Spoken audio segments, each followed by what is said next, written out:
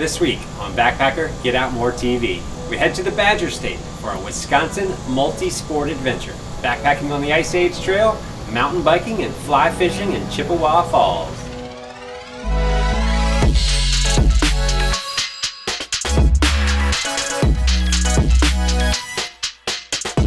Welcome back to Backpacker Get Out More TV. I'm your host, Randy Propster, and I am excited to take you on a Wisconsin multi-sport adventure.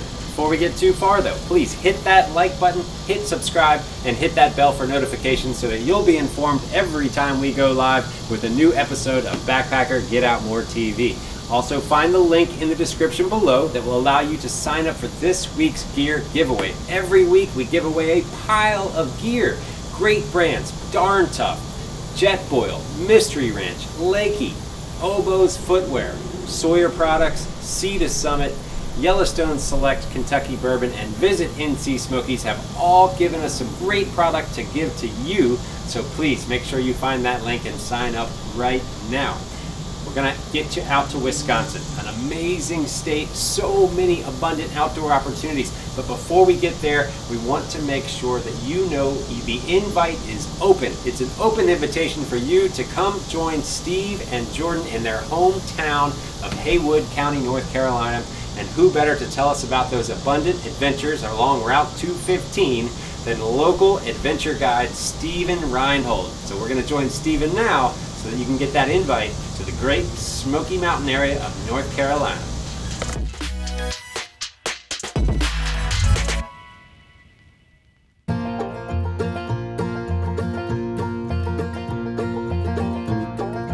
When we're talking about the 215 area of Haywood County, one word comes to mind, and that is pristine. Those hills and hollers are home to the headwaters of the Pigeon River, and they create this freshwater fortress of just amazing water in that area. So whether you're tubing, fly fishing, or just going for a swim, that's your area to go to.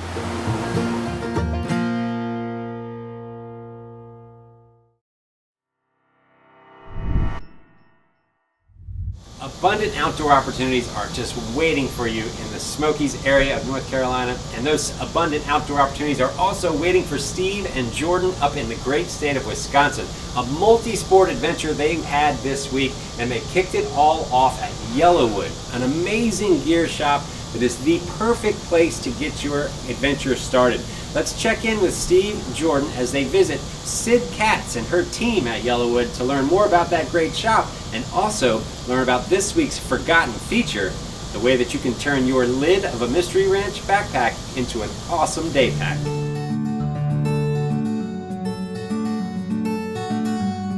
Hi, I'm Sid. Welcome to Yellowwood. We are a family-owned outdoor gear shop located in Whitefish Bay. So we opened up Yellowwood to be able to provide products and quality products that you can't necessarily find everywhere. We've kind of labeled ourselves as gearheads and protesters. But when I say protesters, I mean we test out everything. We don't sell anything that we don't feel confident in wearing or using ourselves. One of the great things about the Ice Age Trail is regardless of whether you've hiked thousands of miles or this is your first mile hiking ever, you're still gonna love it. It's gonna be beautiful. You'll find challenges regardless of your level, and you're gonna enjoy every second. Two of my favorite places are Parnell Towers, which is super easy to get to and it's family friendly. There are trails all around, but the great part is you get to hike all the way up to the top of the tower and get to see all the tops of the trees and a little bit of the water further out. And my other favorite place is Holy Hill. And you just have like endless miles of rolling hills and trails. You kind of forget that you're in Wisconsin, and it kind of reminds you of like the foothills of some other big mountains. So one of my favorite things about Mystery Ranch packs is that you can size them, but another thing that people always tend to forget about is the fact that you can take the top, the brain of the bag off, and you can have it as a separate bag by itself. So you're gonna take this guy out to cut the back of the bag, and you're gonna pull this guy out as well as this. Set your bag aside, place this in first to cut the Velcro once again. Then you're gonna place the back of the bag in just like just like that. Remove this guy, place it back in the sleeve. Velcro back together. You're gonna take the straps, put it through the buckle, like so.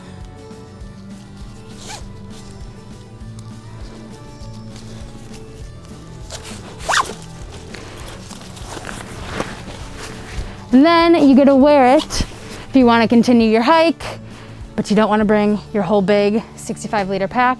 You gotta just throw your camera, your water bottle, and continue on with your hike. You can find us on our website, which is yellowwoodgear.com. You can find us on Instagram, which is yellowwoodgear. You can give us a call, shoot us an email. We're here to answer any questions, and hopefully we see you soon.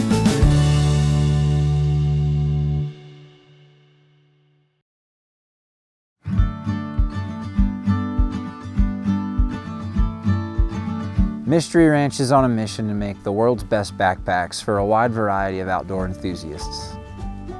Built to be extremely configurable with a concentration on organization and accessibility. Plus, these bags are bomb-proof. They are purpose-built to assure not only usability, but durability. To learn more about Mystery Ranch backpacks, visit mysteryranch.com or check out the links in the description below. If you're headed to the Wisconsin area and the Ice Age Trail, if you're coming from the west, there's a chance you're going through Minnesota. And if that's the case, you must stop off in Minneapolis at an outfitter called Midwest Mountaineering. Rod Johnson and his team are absolutely the best at what they do.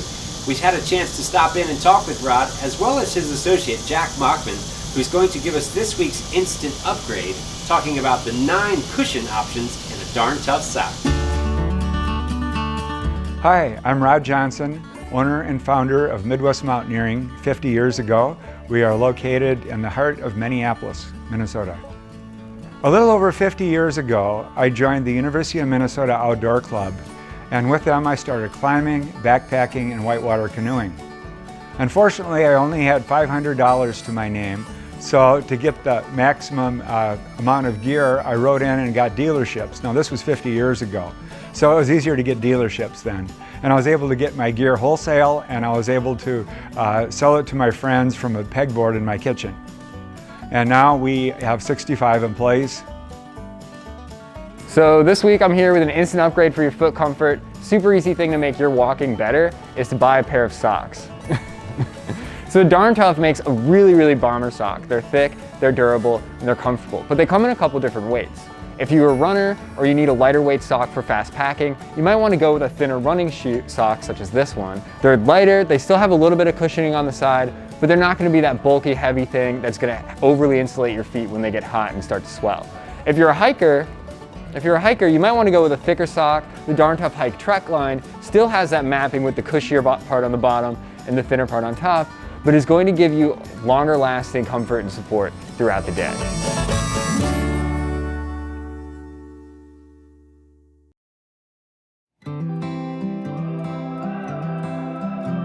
You can't take full advantage of hiking if you don't take good care of your feet, and that's why we love Darn Tough socks so much. They offer a variety of colors and designs for men and women. They're super comfortable because they're made from merino wool blend that's also antimicrobial so they don't get funky. And best of all, the socks are so durable that Darn Tough offers a lifetime warranty. To learn more about Darn Tough socks, go to darntough.com or click the link in the description below.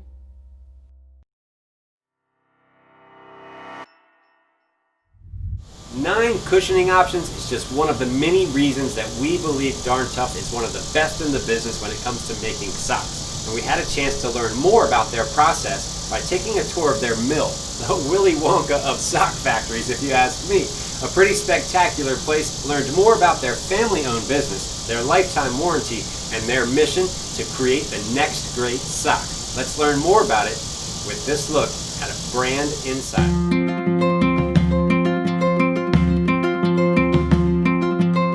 Hi, my name is Owen Rock Campbell. I'm the product line manager at Darn Tough Vermont.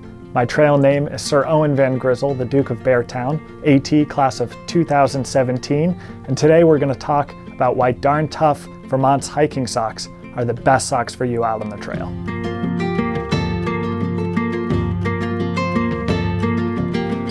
I'm going to walk you through the different heights and cushionings and our hike line, as well as what goes into making these great socks. For our heights, we range all the way up from a no-show light hiker, something you'd wear with a trail runner, or all the way up to our extra cushion mountaineering socks with your big boots up on the peaks. In between, we have quarters, micro crews, boots, and a variety of patterns and weights. All of our hiking socks are cushioned underfoot or throughout the entire sock. If you see lightweight with cushion or midweight with cushion, that is going to be cushioned on the back of the heel through and up around the toe, with cushioning under the foot to make sure for impact as well as comfort out there on the trail. Some of our heavier socks, some of our boots, and our OTCs in the heavyweight with full cushion are going to be cushioned throughout the entire sock.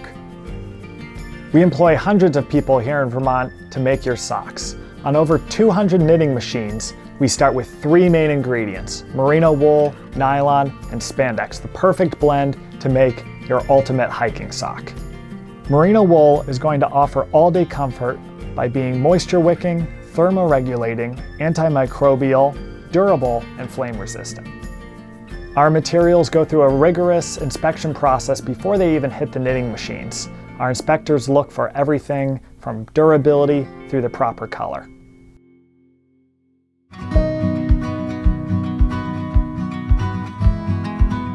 This is our Hiker 1466, our Micro Crew midweight with cushion. Micro Crew height, up the leg, and then cushioning on the bottom of the foot. I wore this one 2 pairs for the entire Appalachian Trail. 15 degrees to over 100 degrees kept me comfortable and my feet dry on many long days on the trail. All of our socks are reinforced on the bottom on those high wear zones with nylon to make sure they stay tough for you and don't wear out. On the arch of your foot, as well as ribbing within the legs, we have spandex to make sure your socks stay where you want them to be in a nice performance fit. All of our socks are designed and made here in the USA in Northfield, Vermont at Cabot Hosiery Mills. The Cabot family has been honing their sock designs for over 40 years. We own the entire process from raw materials through inspection and shipping, and that makes sure the quality is going to be higher than any other sock out there.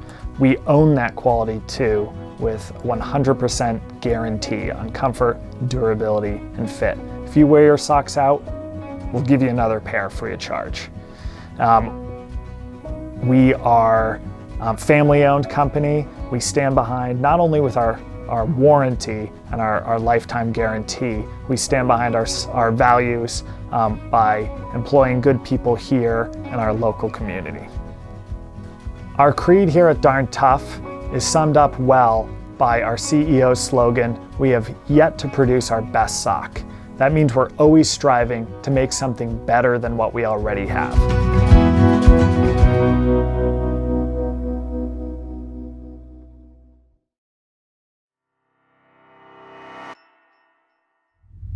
Finding the perfect sock for you is just one half of the footwear battle. It really does take a great combination of socks and shoes to find the ultimate hiking comfort.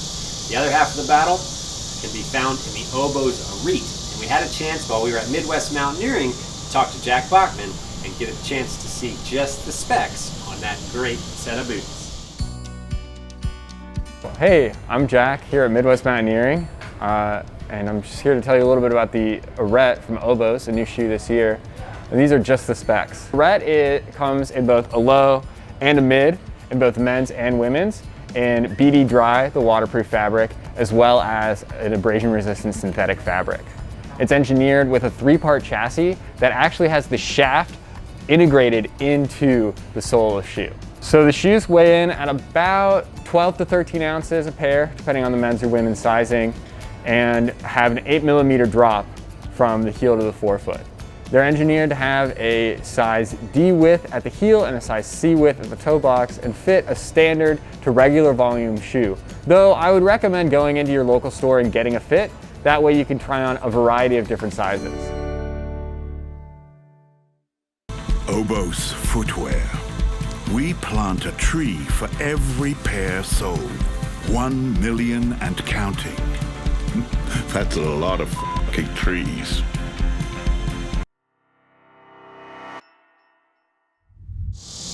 I don't know about you, but I am ready to get out there on trail with Steve and Jordan. They had a chance to explore the Ice Age Trail in northern Wisconsin, and they were surprised at just how spectacular that landscape can be. I've been there a number of times myself, and I promise you, the invite is open. We want to invite you, we want to connect you to that trail, we want to show you how that outdoor, abundant, adventure-filled Wisconsin can thrive, and we want to show you how they're going about protecting every one of those precious resources. Invite, connect, thrive, and protect. All part of our multi-sport adventure this week, starting with the Ice Age Trail, joining Steve and Jordan now up in Wisconsin.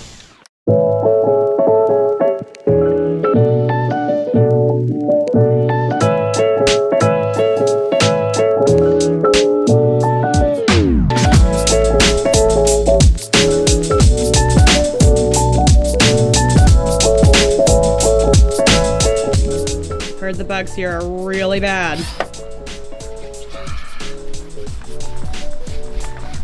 Getting in there. This week we are in Wisconsin. Today we have arrived at Wisconsin Interstate Park. We're gonna hop on the infamous Ice Age Trail. It's about 1,000 miles. Although we don't have time to do all of it. We've heard the western terminus is pretty stellar. So today we've got about 8-mile walk to the river, kind of around town, and up a few miles up the river where we hear there's some good dispersed campsites. Let's do it.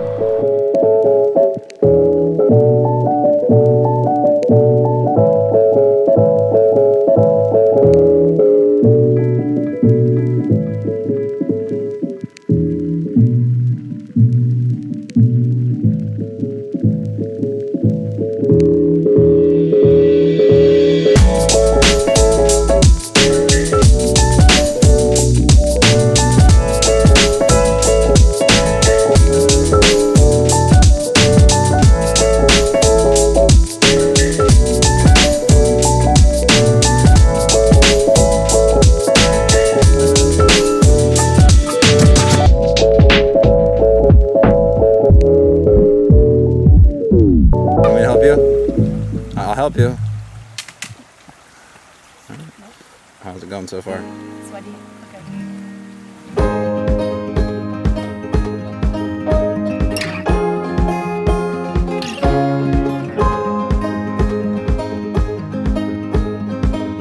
Backpacking and other outdoor activities may not be what most people think about when they think about Wisconsin. So it's really important to shed light on the fact that there is really awesome outdoor opportunity here that people don't even know exists, right? They have a 1,200-mile through hike called the Ice Age Trail that goes across the whole state and see some really cool stuff. And I think it's really important to invite other people to come out here to experience that, to see what it looks like, to see the terrain that Wisconsin has to offer.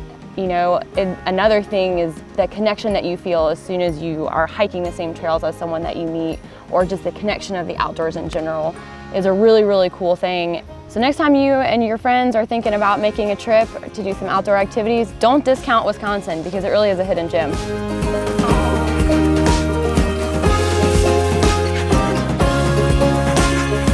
Is it good? Good time, a little warm. Yeah. As you can see, it's a little hot out. Made it to our campsite here on the Ice Age Trail. We're just a ways up from the river. You can see it through the trees. This is a really big river too, the St. Croix. So we're gonna set up camp and we're gonna go take a dip.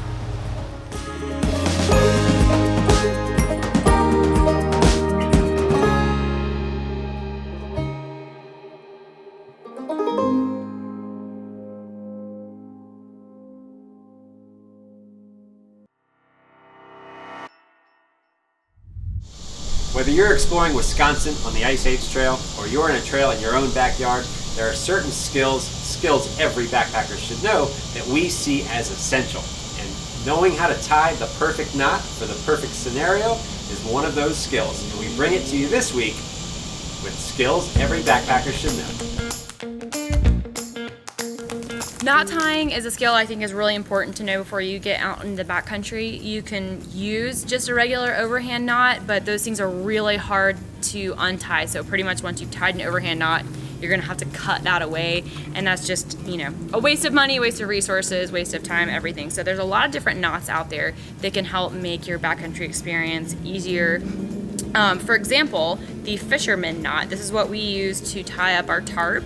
And I really like this one because you can adjust it. So if we've got the tarp on this side, see how I can move that to kind of cinch it down as tight as I want to, which is a really nice feature. Also, the fisherman knot is really easy to untie so that, like I said, you're not having to cut the string to get to it. So let's show you how to do it. One thing I really like to look for when I'm picking the tree and the area to tie it off on is there some kind of knot or something in the tree that'll help keep that from sliding. So I've got a little nub here that'll help that from sliding down the tree. And then you basically just wrap it around. I like to use my finger as a gauge here for the loops. So what you're gonna do is do some loops around your finger, point towards the tarp, finger and the rope together, kind of parallel to each other, and you're gonna wanna do 3 loops around that. See how I've got 1, 2, 3 with the rope and my finger. Last thing you're gonna do is hold that tight, slide your finger out. See how that made like a nice even loops here? Then this working end of the rope, the working end is the end that you're actually working with. That's pretty self-explanatory. And you're gonna come back around the back.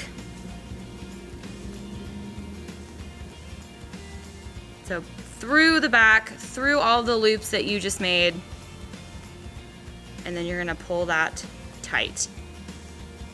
If you think this knot was super helpful, I guarantee you there's a ton more out there that are just as equally helpful. So head over to Backpacker Magazine. They have a lot of really awesome tutorials of backcountry knots that will make your life a lot easier in the backcountry.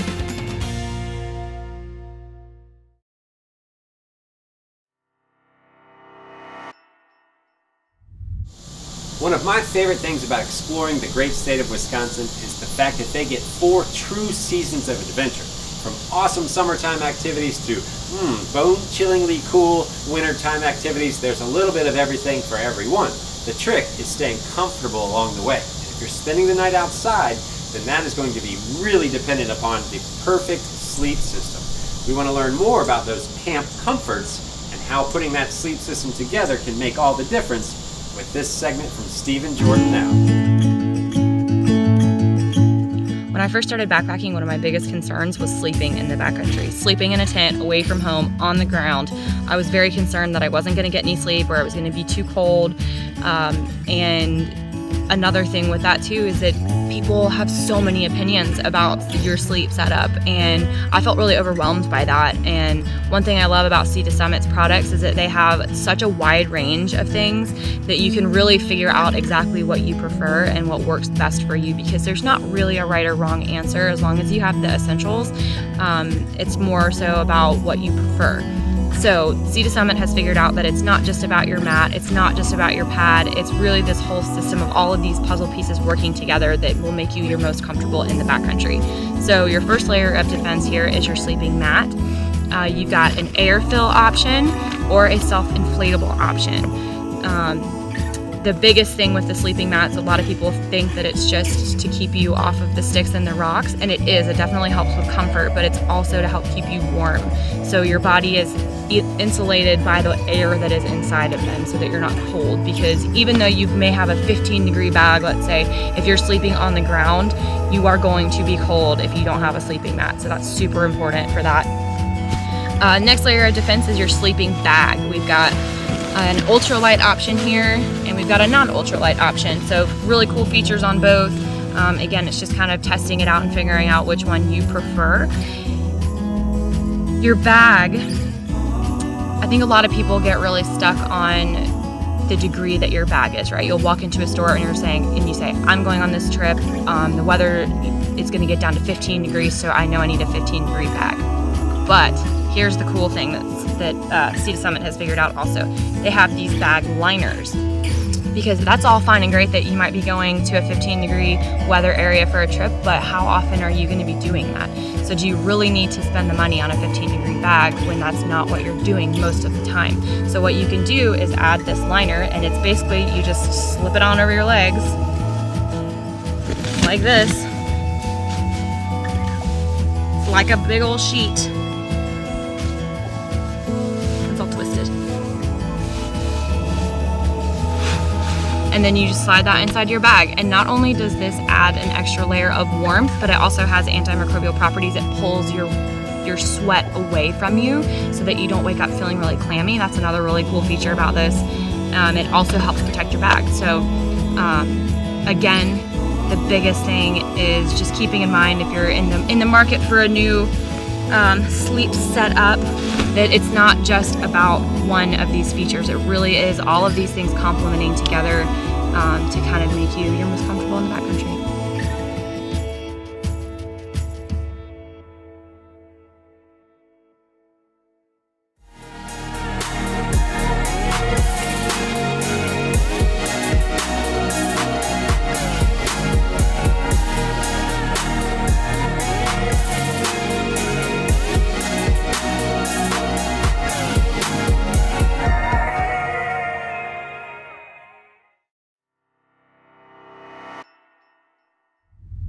I always love it when you can find somebody who is so passionate about where they live that they want to fight to protect it. And they do so by finding a job that allows them to do that each and every day.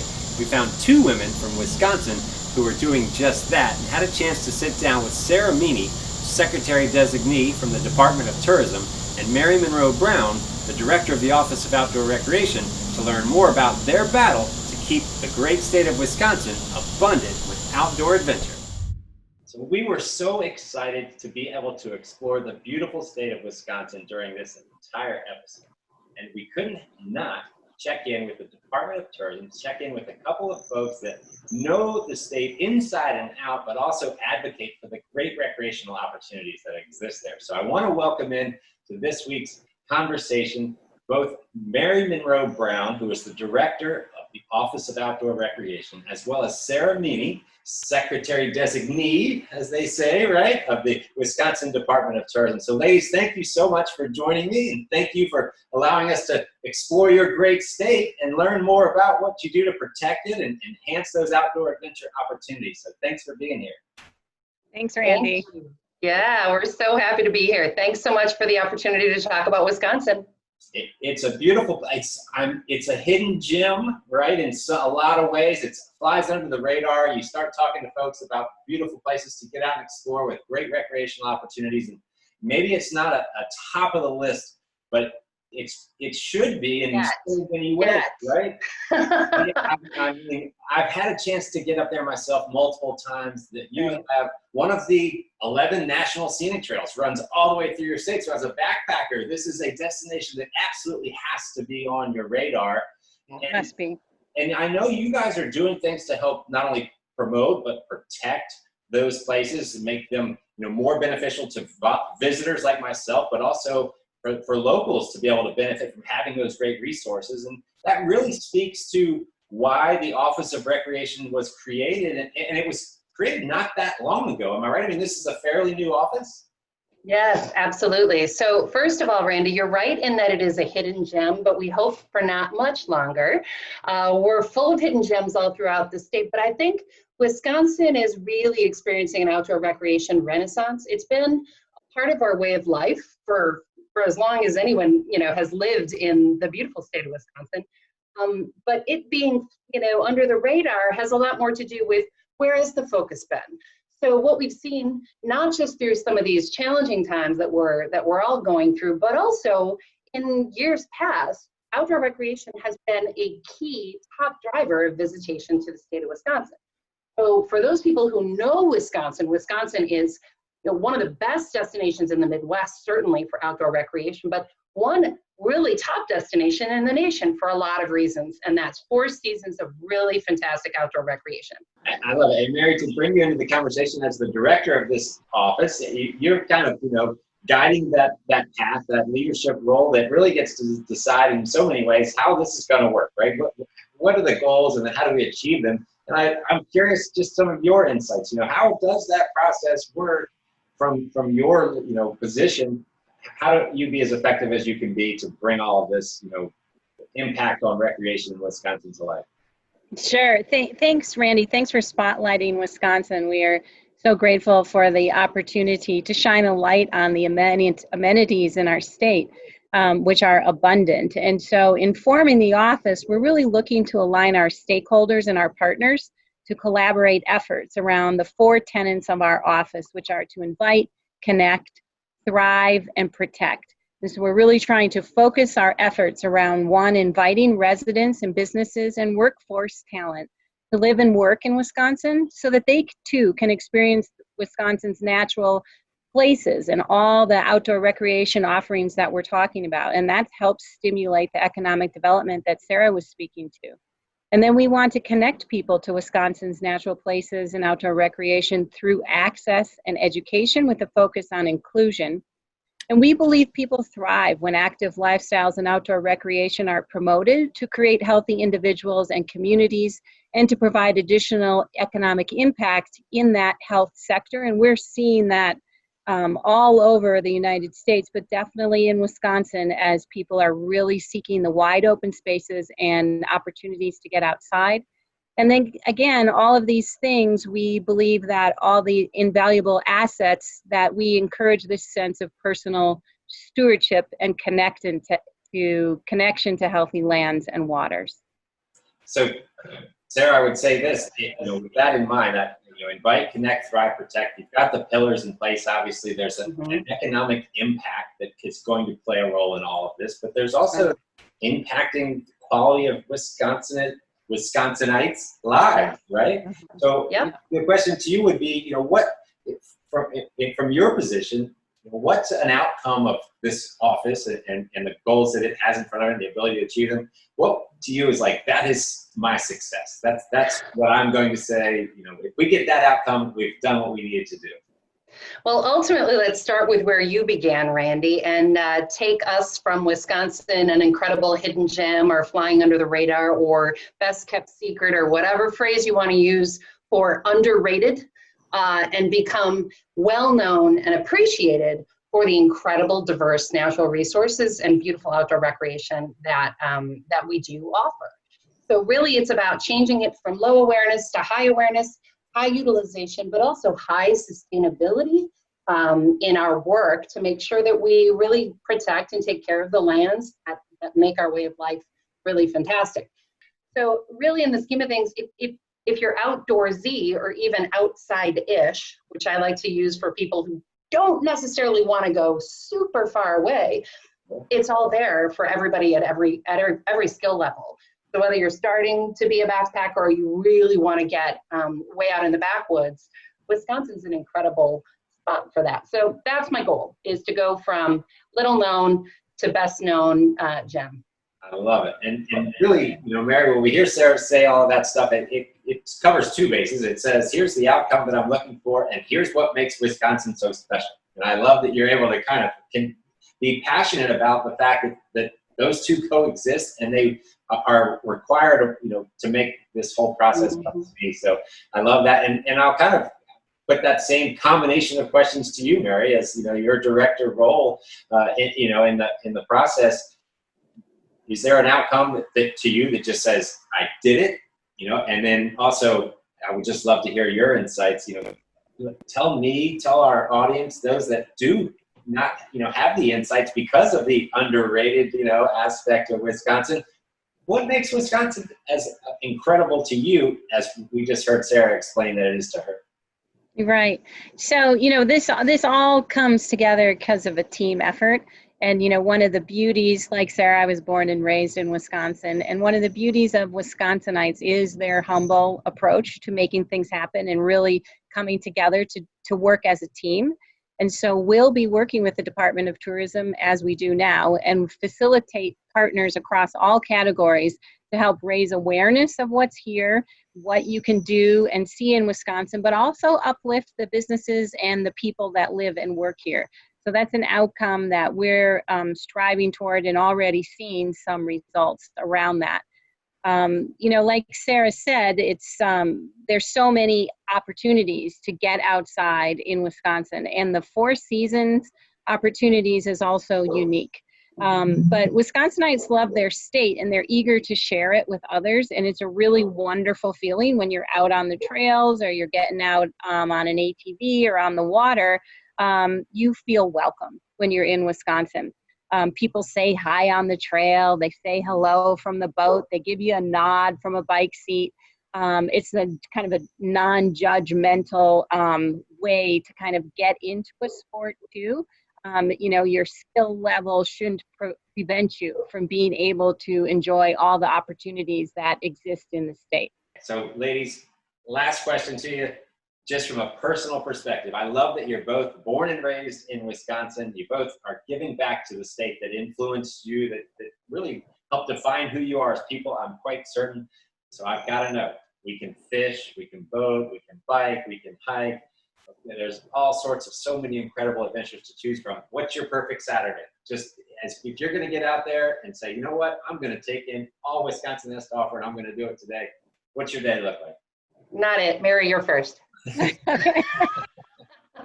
So the really cool thing is my perfect Saturday is going to be different in August than it is in January.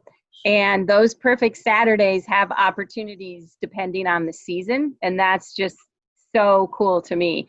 And so if I want to go out mountain biking on a Saturday, I'm going to go to the Kettle Moraine and really have a great time mountain biking. If I want to go Nordic skiing, I'm going to go up to Hayward and go on the Nordic trails up there. If I want to go on a hike, the opportunities are kind of endless. I might stay in the Northwoods. I might be on the Ice Age Trail. I might be in southeastern Wisconsin. And then the fishing, like Sarah said, stone's throw away from any piece of fresh water around. And so the fishing at secret spots is kind of abundant. And then being able to integrate that outdoor experience with, I'm going to stop at a local shop or figure out where the outdoor shop is or where I can put my paddleboard in.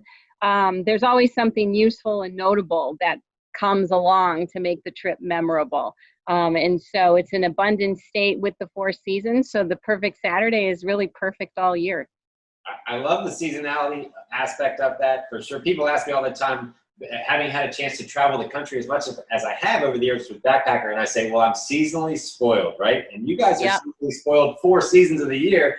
You get to dive into a different adventure. So Sarah, all right, you passed it off, but now we're coming back. I got to know, what's your perfect Saturday? Oh, Mary, you stole a couple of mine, but I'm definitely going to reiterate some of them. So if you live in Wisconsin and you visit Wisconsin regularly, you really are a lover of the variety of seasons. So in fall, it would be a crisp, crunchy leaves walk in one of our amazing state parks. I would choose either Newport State Park and maybe even catch a dark sky star-filled night. We have a designated spot here in Wisconsin, which is pretty amazing. But the crunch of the leaves is what I love about hiking. I love biking just even in my neighborhood. So the kids and I and my husband will hop on our bikes, ride around our community, and maybe get some ice cream or get food at a local restaurant. I like swimming, and I like swimming in lakes. And we have so many freshwater lakes around the state that, frankly, if I can't find water, I feel like something's missing. I love to jump in a lake or just pop my feet in the lake. But in the winter, I too, I'm kind of a born-again Nordic skier and tried my legs at the Birkebeiner last year. And so I'm going to keep hitting those trails and head back up to Hayward and Cable to take in some of the most amazing cross-country ski and Nordic trails that there are in the world. So all 4 seasons, something great to do. So many great options. And I love the concept of invite, connect, drive, protect. You have so many great resources up there, and we really appreciate the fact that an office like yours does exist to not only advocate for making sure that you can build upon the economy for the locals, but also for both the locals and the visitors, just really encourage that well-being of being connected to those great resources that you have. So thank you both for what you do. Thank you for letting us come play in your beautiful state. We're so excited to be able to get out and have Steve and Jordan out on the Ice Age Trail. And as a matter of fact, I think what we're going to do right now is jump back out and see how the trip is going as Steve and Jordan continue to explore the Ice Age Trail so that we can share with our audience more of the beauty of Wisconsin. So thanks so much for joining us, ladies. Thanks, you, Randy.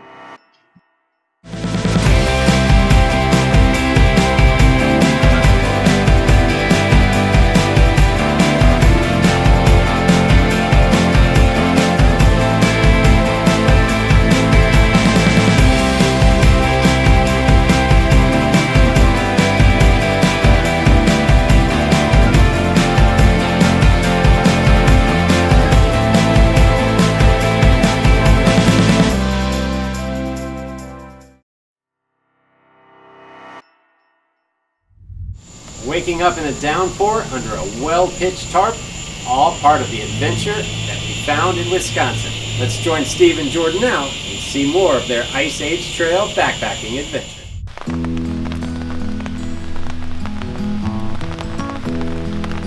The little tarp plan's treating us good, yeah? Mm-hmm.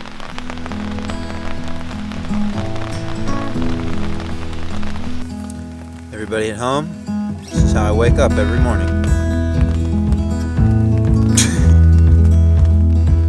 Drop it.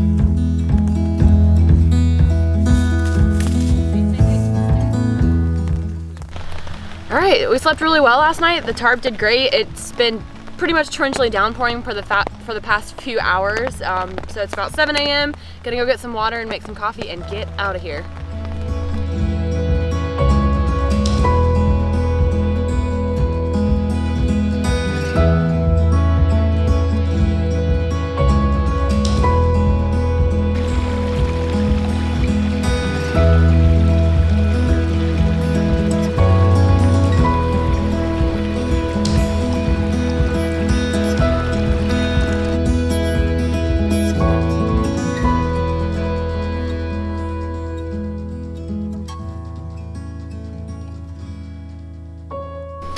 Secret to being a good backpacker is coffee. Gives you superpowers.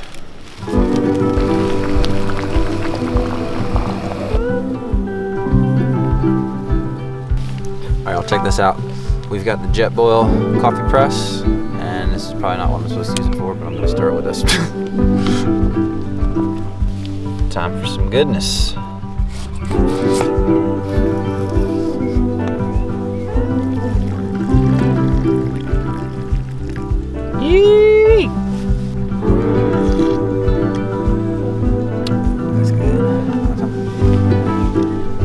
Sleeposaurus Rex out here in left field, snoozing on the job. Oh, she's cute.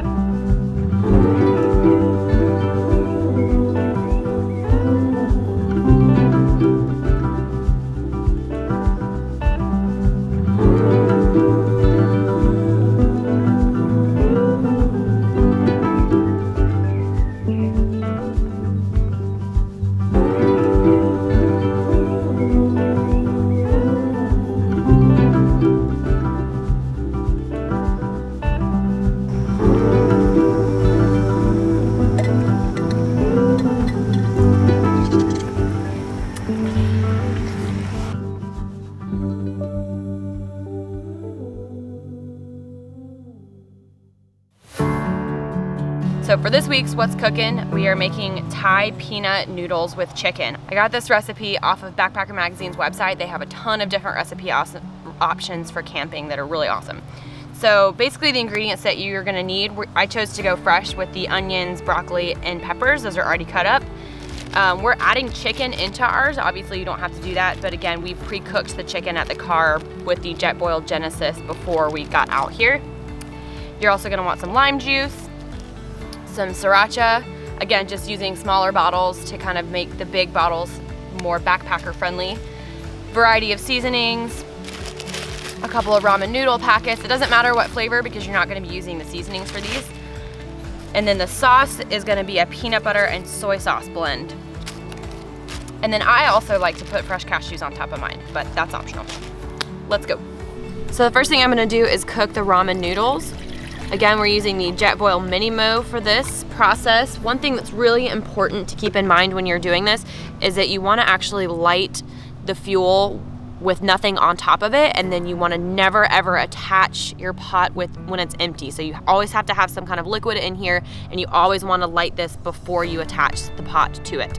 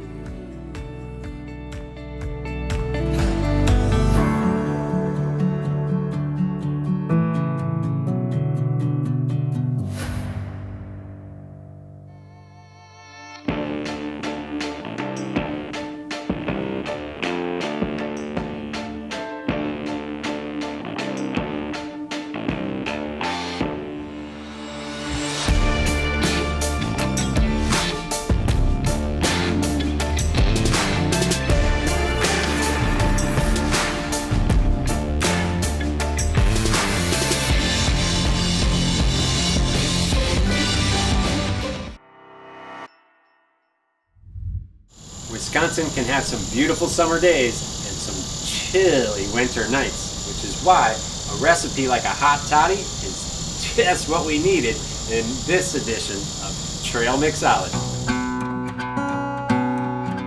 All right, y'all, we are at camp. It's starting to get dark and I went swimming, so I'm cold.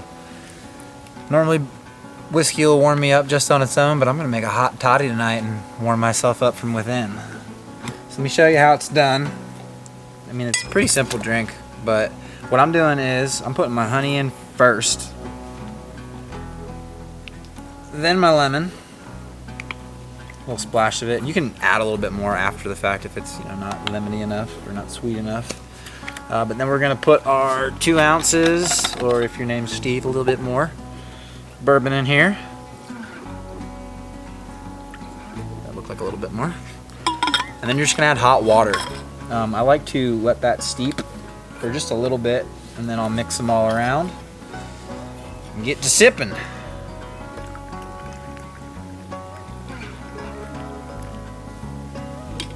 We are pretty lucky to be able to, you know, have this at camp all the time.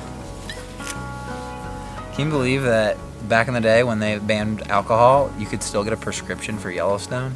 That's how necessary this is. Cheers. Yellowstone Bourbon is handcrafted in the state of Kentucky. These small batch whiskeys are the work of 7th generation craftsmen, resulting in a unique taste, perfect for the trail. Plus, a portion of every bottle sold goes to helping preserve our national parks. Cheers to that. To learn more about the products from Yellowstone Bourbon, head on over to limestonebranch.com or click the link in the description below.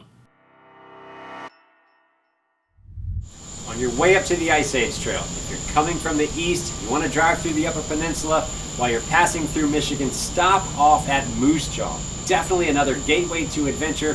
Will Faison and his team can get you prepared for the outdoors. We stopped in and chatted with Will this week, as well as Jimmy Berlucci, his associate, who brought us up to speed on how your Lakey trekking poles can help you dodge pitfalls. I'm Will. I'm the general manager of Moose Jaw in Ann Arbor. We're in downtown Ann Arbor, right on Main Street. Moose Jaw in Ann Arbor has been here since '05. The building has been here since the beginning of time, so lots of charm, creaky floors, exposed rafters, exposed brick. There are 12 other shops in Michigan. We've also got Boulder, Chicago, and Kansas City. And if you don't find yourself in any of those towns, Moose Jaw Online is a really great resource.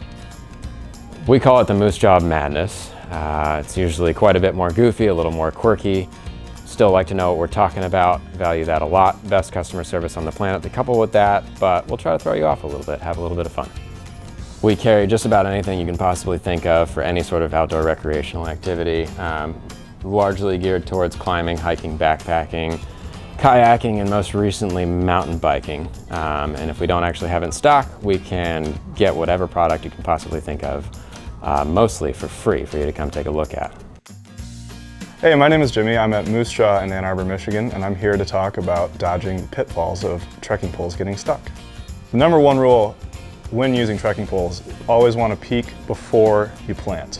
Like when you're crossing a river maybe, you want to stick your pole down and check the depth so you don't just go whew. Walking across a boardwalk, you always got to be careful because there can be really small little gaps in between the wood, and it's a really easy place for your pole to get stuck. So just be really mindful of that. One great feature that these Lucky poles have is the removable and replaceable baskets. That helps a ton in all of those situations. If you want to find out more about this store in specific, just head over to moosejaw.com and go to the Ann Arbor shop page. It's pretty easy to find. And give us a call. Our phone number is right on that page.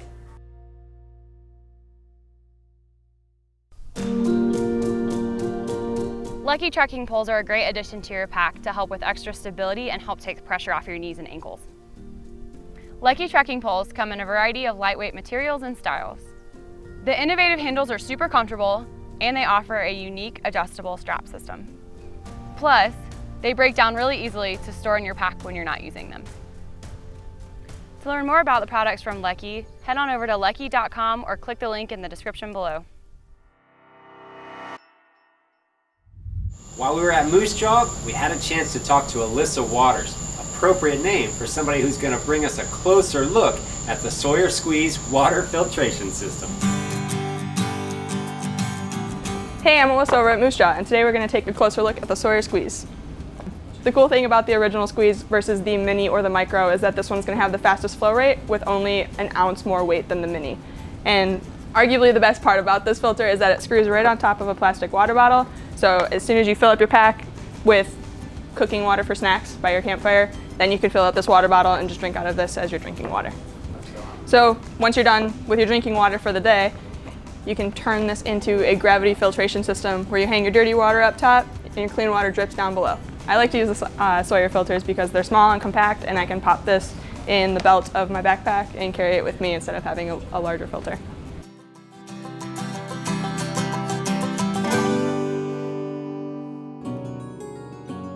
From staying hydrated to staying bug-free, Sawyer products have been a staple in my pack for years now. Today we're taking a look at Sawyer water filtration systems. Whether you choose to squeeze or let gravity do the work, staying hydrated is a key part of backpacking. And with their lightweight design and ease of use, they've become my favorite pick for the backcountry. To learn more about these or any of Sawyer's products, head on over to sawyer.com or visit the link in the description below.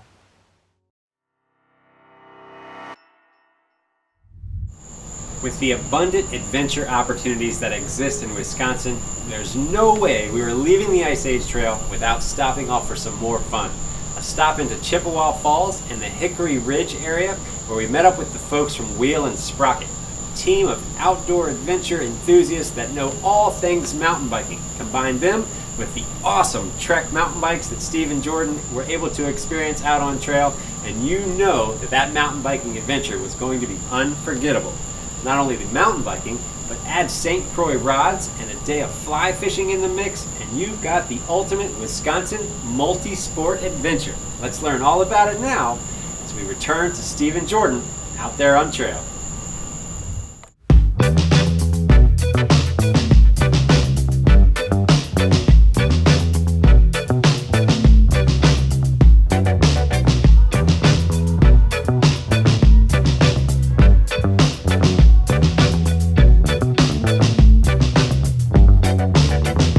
All right, y'all, we're at the Hickory Ridge Trail System with Dave from Wheel and Sprocket. I love to mountain bike. This is Jordan's first time. What do you feel? How do you feel right now, Jordan? Are you nervous? Stoked. No, I'm really excited, yeah. I've technically mountain biked one time, but it was on like a Walmart, my childhood Walmart bike, so it was not the best experience.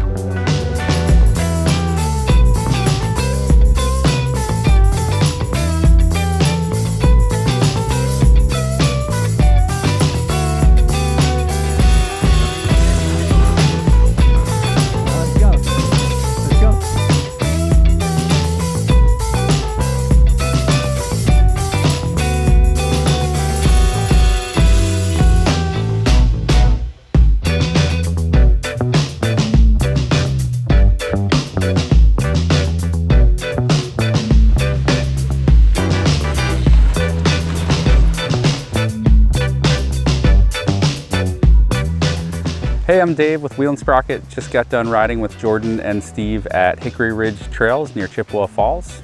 So most people don't know that Wisconsin has a lot of fantastic mountain biking. There's a lot of hidden gems. Sometimes you got to search for them, but when you find them, they're totally worth it. So it's a great place to go to ride. My favorite thing about mountain biking would have to be it's always different. So the trail conditions change all the time. It's challenging. I mean, it can be fun, and it's fun for the whole family too. So one of my favorite things about Wisconsin and living here is we have less people, so it's a great place to go travel. We get a lot of tourists from cities and like Chicago and Minneapolis that come here because you can escape all the crowds and find really fun things to do where you have space to yourself. It's another thing I love about outdoor recreation in Wisconsin is you can find something to do all 4 seasons, whether it's winter, summer, spring, fall. We have nearly half of the state is covered in forests. We have over 15,000 lakes and 43,000 miles of rivers.